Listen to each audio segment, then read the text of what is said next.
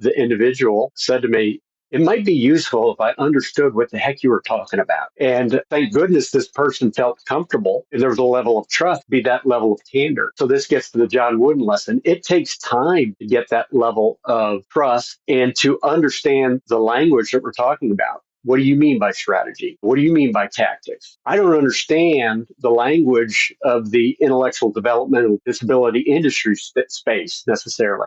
I understand the language of business. I understand the language of strategy from the so-called strategy experts. But until we get to some kind of common understanding of what the heck we're talking about, which, oh, by the way, is a nice thing for just human beings to do, never mind to make professional progress, until we get to that point, we really can't have a productive conversation.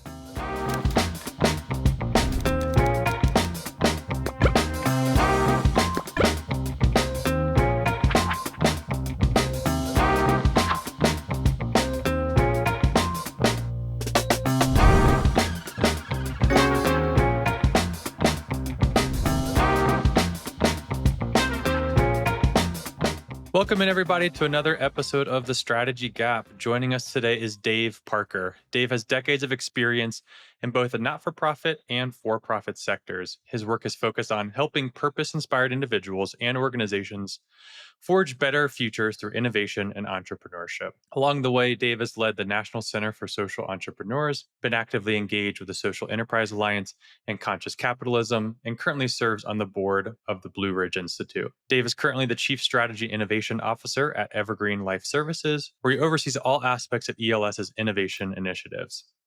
He balances his time across key responsibilities like developing a coherent and compelling innovation strategy, cultivating a culture of creative imagination and possibilities, evaluating ideas for incubation and launch, and managing the portfolio of launched initiatives. Dave, welcome to the show. Thank you very much. Glad to be with you, Jonathan and Joe. Well, before we jump into really the heart of the conversation today, let's talk a little bit about your organization. We talked about it on our first call, but for our listeners and for Joe, tell us a little bit about Evergreen Life Services and its focus as an organization. So Evergreen Life Services is we're celebrating our 65th anniversary this year. So we were founded in 1959. It is a nonprofit organization, and we have a presence in 7 states. That's Texas, Louisiana, where we were founded, Arkansas, Oklahoma, Tennessee, Kentucky, and Florida.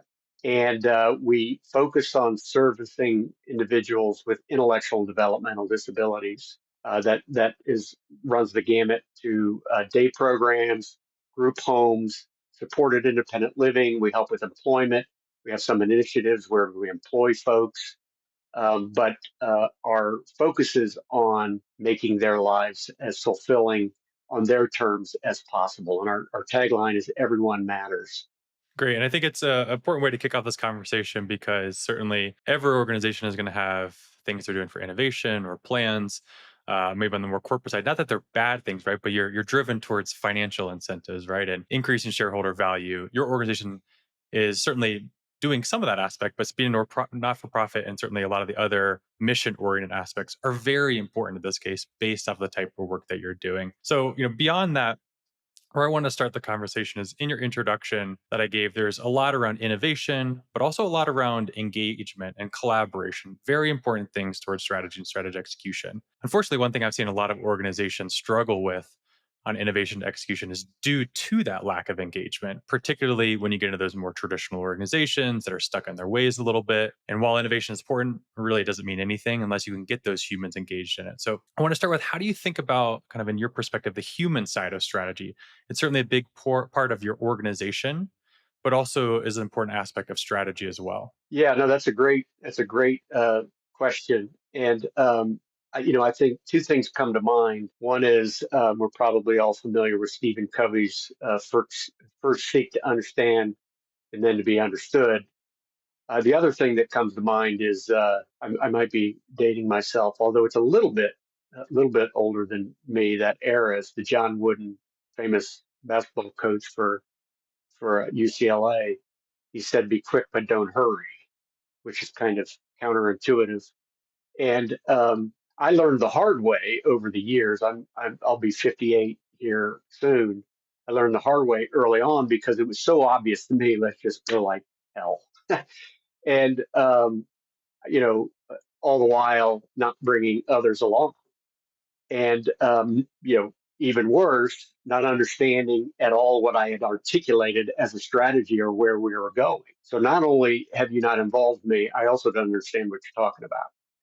And so obviously there's some humbling times in my history, but ultimately they were useful in that I learned from them. But you know what it involves is, of course, looking at through the Covey lens is engaging people where they are, and everyone is engaged in strategy every single day. And so across all of our divisions, we have upwards of 20 divisions, and they're in different markets, small to large. So as large as Memphis, Dallas Fort Worth, as small as Greenville, Tennessee, or Lake Charles, Louisiana, Ponchatoula, Louisiana. And so each one of those is kind of a different context.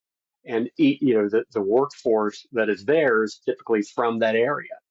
And so to understand not just where people are coming from a work standpoint, but understand the language they're comfortable with.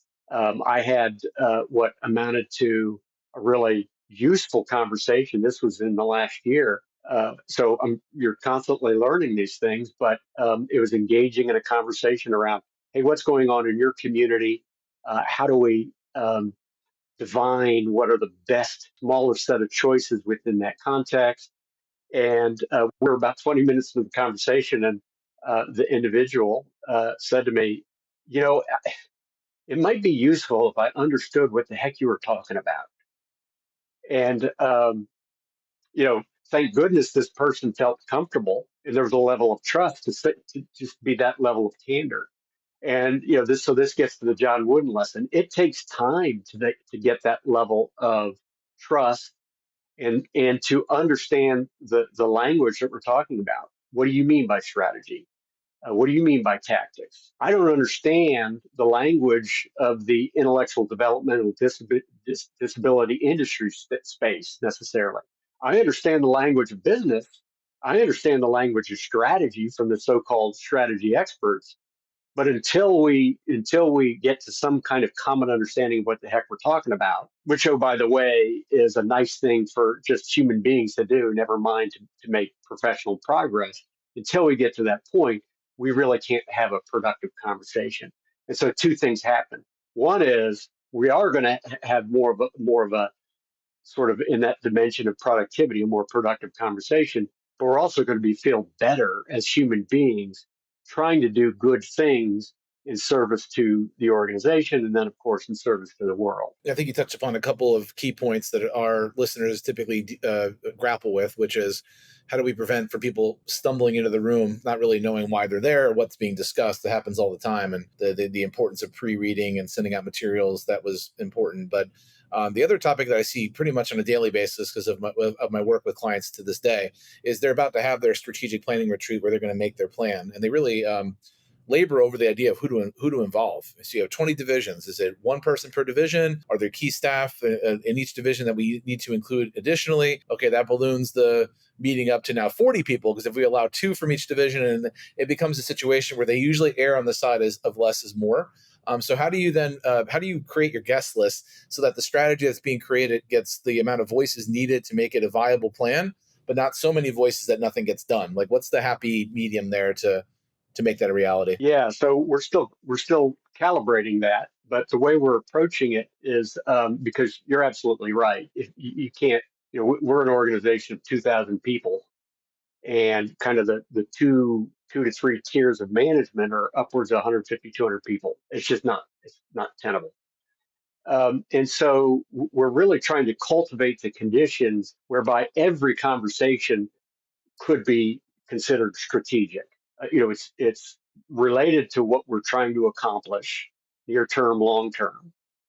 It's related to something that we're doing in service to that. And so there's an opportunity for any of us in leadership positions to glean something from that conversation that we might call insight. And so that's just kind of a cultivating the conditions and getting to a level of understanding about what constitutes strategy it gets people more comfortable understanding that these conversations are all meaningful on a regular basis. And so throughout the organization, there are regular conversations, meetings, if you will, that happen on the more local level. So the leadership in Greenville, Tennessee, for example, is speaking to their state lead, who's speaking to the regional vice president. And those are regular conversations that are happening on a kind of a siloed level. But then we also are cutting across. So the idea being that the leadership at those different levels brings that insight to the conversations that we might have as a senior leadership team on a quarterly basis. And then, of course, on an annual basis when we plan for the next year. And so the idea is the insight is always coming, and we're revisiting it or discussing it often enough that it doesn't become stale or useless. So that's one area. The other area is we're having deliberate conversations horizontally. So, for example, one of my roles is to have conversations at the kind of middle management level on a regular basis, and those conversations really are kind of a form of guided interview. I'm not necessarily asking specific strategic questions, but it's just a conversation, kind of like we're having now. What's happening in your world? What's most keeping you up at night? How about your folks? What's going on with them? What insight are we getting from the folks that we're serving, and the parents and guardians of the folks that we're serving, and the other stakeholders in the community?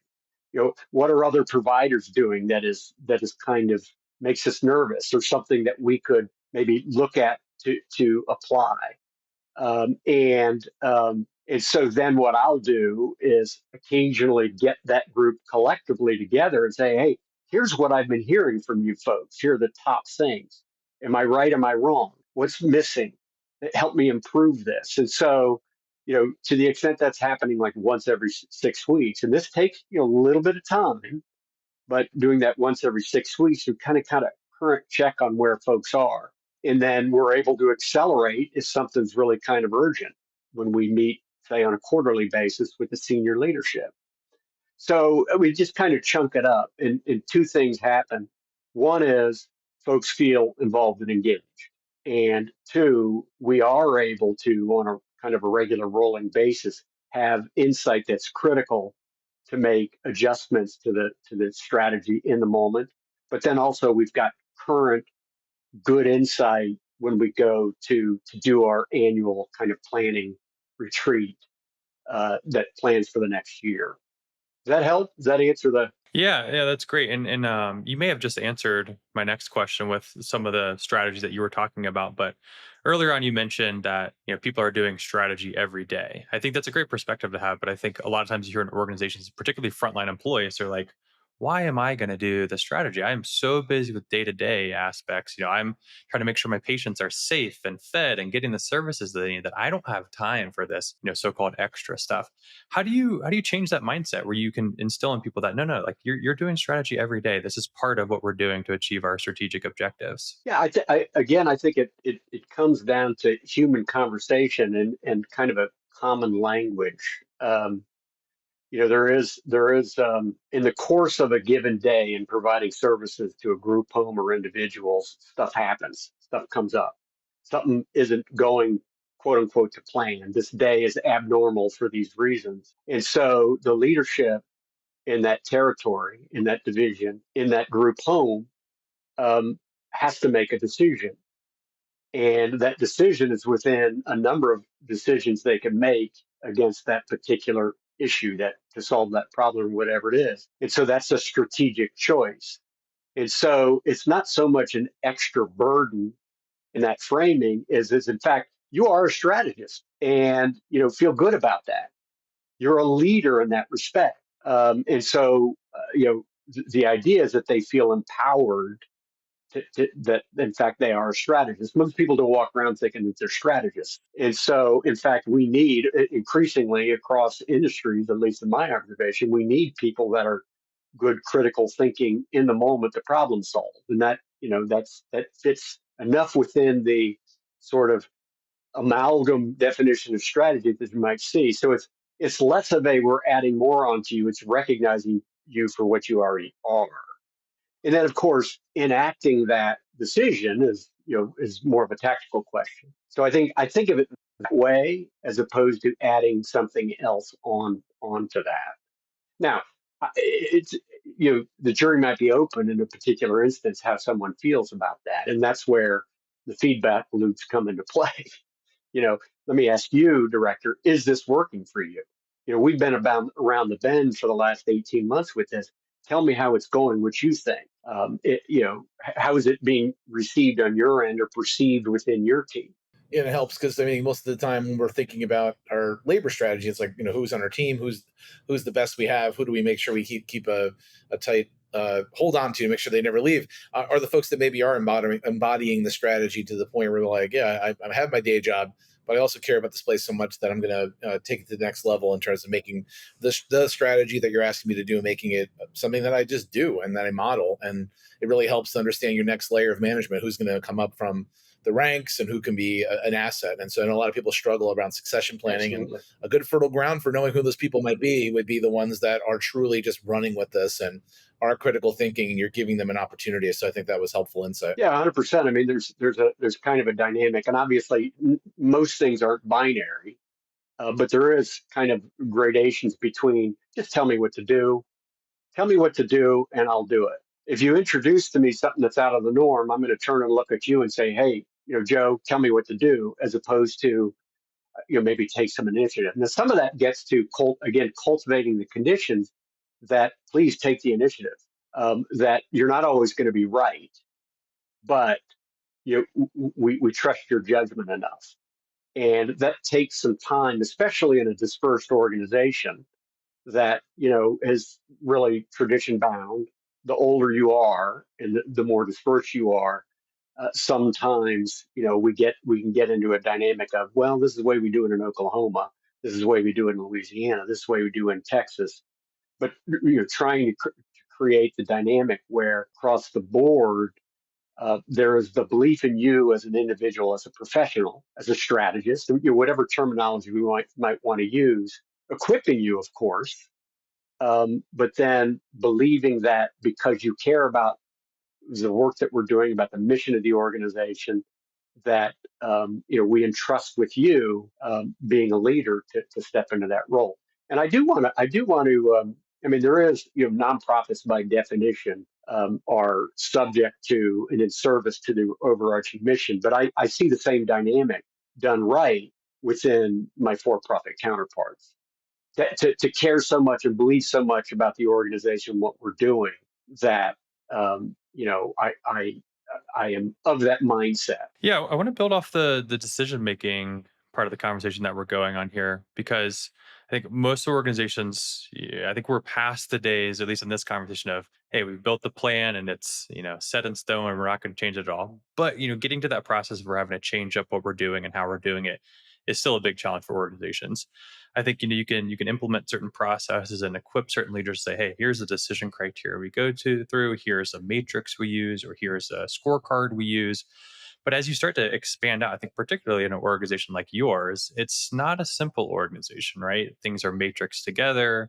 One decision impacts another, impacts a person, impacts a region, impacts our competitors, that or the competitors impact us. How do you break down something that's a complicated matrix system like that to make sure that you're still thinking about that human aspect and the keeping people engaged through part of that strategy, particularly when it's not you making the decisions every time? Yeah, I might come at this a couple of different ways. One is in the different regions where we are, there are different competitive dynamics, and there might be different urgency with different aspects of what we're trying to do. Like, for example, Texas.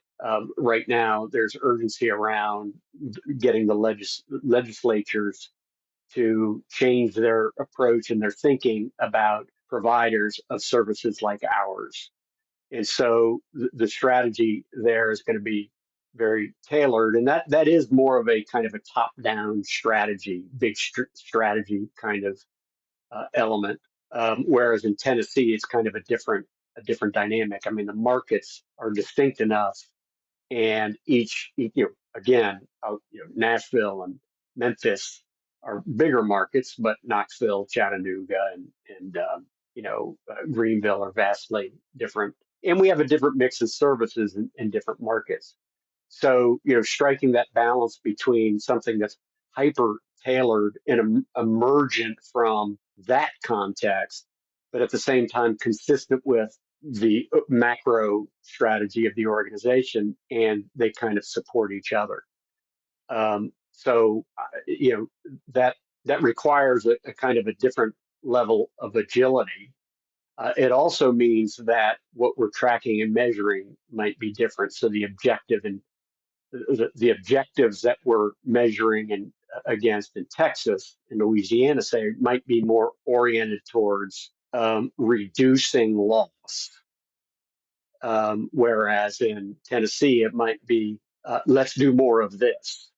And so one of the decision frameworks that we use that the framework is useful in that it's objective and everyone can kind of understand it. But the real magic of it is the constructive tension in deciding where things plot on that matrix. And the matrix we call it the mission money matrix. Everything that we do, whether it's a program of services, but let's just stick with programs and services, everything that we do costs something. And everything that we do, again, whether it's a product or service, is designed to produce a result that we desire from a mission standpoint. That's quantitative and qualitative that are measures in there. And so, deciding, all of the elements around that involves a group of people making that decision. So it's not just me producing, hey, here's your scorecard, love it or leave it, but it's deciding together what that scorecard is, which takes time. So already when you get to kind of that decision matrix, you've involved people in that, this is going to be the way we approach it. But then you get into, okay, how do we understand the data and insight so we can make a collective judgment about where it might plot on the mission money matrix? And so, everything's going to be, to some degree, have huge mission impact, a result, or less so. Everything's going to have, it's going to perhaps generate a surplus, which is good, or be in the red. And so, if it's in the red, does it have enough of a mission impact to warrant the mission investment? And so, we've got a construct that we all agree with that sort of reduces some of the complexity being in a mission organization. And, so there are elements on two sides, human conversation on two sides of that matrix discussion. The matrix provides the objectivity, but there's human participation in creating the matrix. And then there's human participation in plotting on the matrix. Doesn't mean we're always happy, but everyone, if we have fidelity to the process, everyone walks away understanding the decisions that have come from the process. Did that answer your question? I kind of took a long way around the barn there, I think, Jonathan. Yeah, no, absolutely. I haven't heard that mission money matrix. That's going to be a new scorecard there I'm going to think of for the Yeah, I'll future. send it along to you. It's. I mean, there are variations of it, but I'd be interested in what you think of it. But it does provide, can kind of because where you are talking about human lives, and when you boil away the particulars, the nonprofit organization is about love of humanity. And it's if you're talking about love, how do you measure that? How do you calculate that? And so at the same time, you've got to make traction against certain results that we all desire, and that can be a constructive tension. And so again, I use the phrase cultivating conditions to make sure that it's constructive and to make sure that tension's there. I think part of a leader's job is to make sure that there is constructive tension. Exodus, and you're just going to have a plan that's too big to ever get executed, and it doesn't align with anything. So that makes sense. And another topic you're bringing up is something that we discuss every day with our clients too, is the idea of top down versus bottom up. And it sounds like, and I'm firmly in this camp as well, is that you have an organization with a mission, vision, and values. That has to be the lead in terms of like, what are we focused on and what are our goals? What are we like? What does good look like in each of our focus areas? But then to engage each of your different markets to say, I need you to help me with your measurements and your projects, because we need to understand what success will be evidenced by in your market. If our goal is X, that evidence of that happening in your market's potentially going to be different. So you may measure it differently, like you mentioned, and that's helpful because they have to be guided in some way, because the plan has to show them that we could be focused on 50 things, but we chose these 4. I need you to really think about your projects on that matrix there, but I'm going to leave it up to you to say how you're going to, what measurements are you going to use to show that you are progressing, and which projects you're going to use to move the needle, so to speak, on your various KPIs. So do you find that that's an easy concept for people to really grasp in terms of like having that ownership over that part at the bottom, so to speak, the bottoms up? Or do you feel like you have to provide more guidance? Because it's a question of how much guidance if it's not your plan anymore, it's Yeah, mine. it varies, and I will say, we're taking the second turn of the flywheel, so to speak. So we've instituted an approach in the last couple of years. So we're going around the bend again, and a lot of it is just, again, a lot of the first go around was to get some commonality around language and to go around together to develop that kind of not just cadence but sense of trust, and to take the time to do it right. And by that I mean the process, as opposed to we're not going to get everything right as far as what comes out of the process, and that's a part of it being a part of part of the dynamic. But what the other thing we've been doing is we are having those regular conversations. So every month we have a conversation around, across the, key strategic priority goals, the key objectives under there. We have a conversation around them. How are we doing against these objectives? Is the strategy, the key strategies, are they working? If not, why not?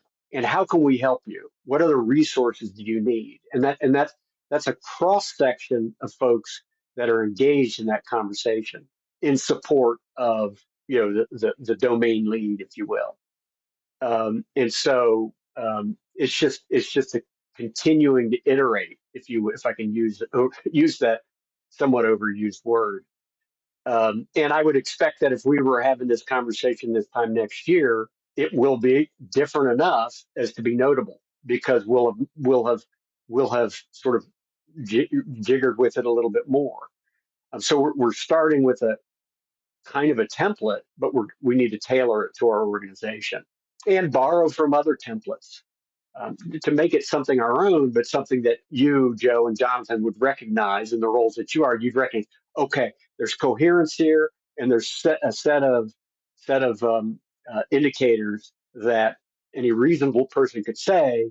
You're able to tell whether or not you're making progress against those. Yeah, and I think honestly that's a great takeaway for our listeners, really, to surprisingly to close out the conversation, because we're already getting close to the end here. But I what people may think is this set in stone process, or I have to use the balanced scorecard, or I have to use a strategy map, or whatever the case may be. It's no, you need to fit what mixes in with your organization, and to how you kicked off the conversation, meet your people where they're at, whether it's aligning the financial aspects with the mission, whether it's doing the financial aspect with the goals of the organization, or an aspect of what you're looking to try achieve for your people, or something entirely different. It doesn't have to be this proven out method. It's, hey, figure out what's important to your organization, what's important to your people, and build a strategy that overall meshes with that then enables you to achieve your results.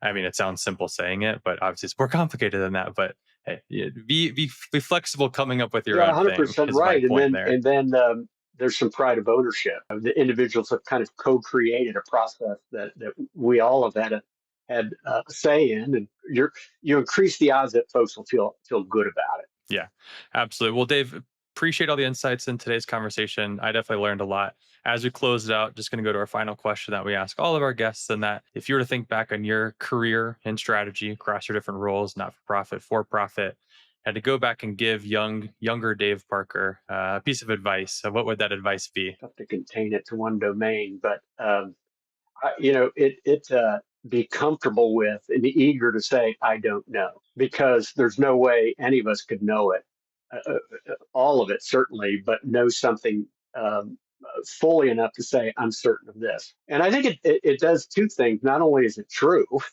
secondly, it invites people into the conversation to share what they think, or what they know. And what emerges out of that conversations can be so much more um, useful and perhaps even magical, because we've come at it with a sense of curiosity and inquiry instead of certainty. So if I'd have learned that when I was, 35, I think I could have done a lot more good work to the extent I've done good work up to now.